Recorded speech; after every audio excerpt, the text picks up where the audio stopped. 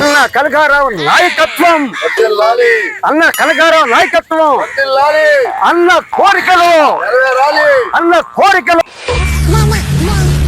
మరి మా TV channel ద్వారాగా ప్రతిరోజు ఎంతో మందిని ఇంటర్వ్యూ చేస్తున్నాం.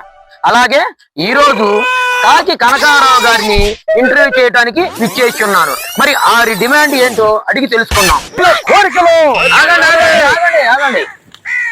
మీ డిమాండ్స్ ఏంటో ఒకసారి చెప్తారండి. మా అన్న నోరు ఇప్పి ఒక మాట కూడా మాట్లాడు.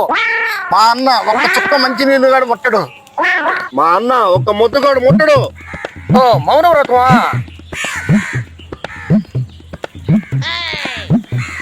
ఇంతకీ కనకారావు గారి డిమాండ్స్ ఏంటో మీరన్నా చెప్పండి. ఏమండి, మన జాతీయ పక్షి ఏది? నెమలి. అది ఎక్కడ ఉంటది? అడవిలో ఉంటుంది.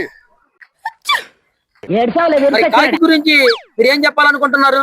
ఏమండి, కాకి మనిషి జీవితానికి ఎంతగానో ముడిపడి ఉంటుంది.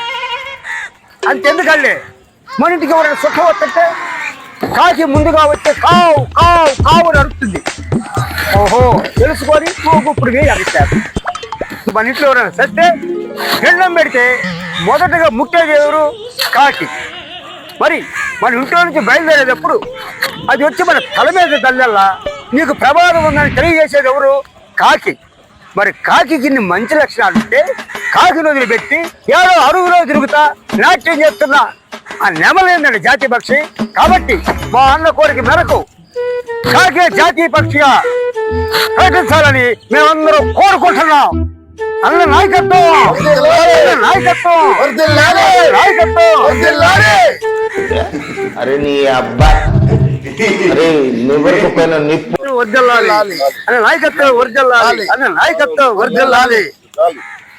మీ యొక్క కోరిక కాకి జాతీయ పక్షి చేయాలి. అవును, చెయ్యాలి. ఏంటి బాబా అన్న, ఇంకోసారి అన్న. అవును, చెయ్యాలి.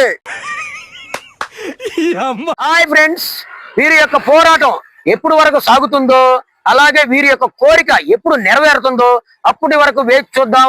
హాయ్ ఒరే, థ్యాంక్స్ ఫర్ వాచింగ్.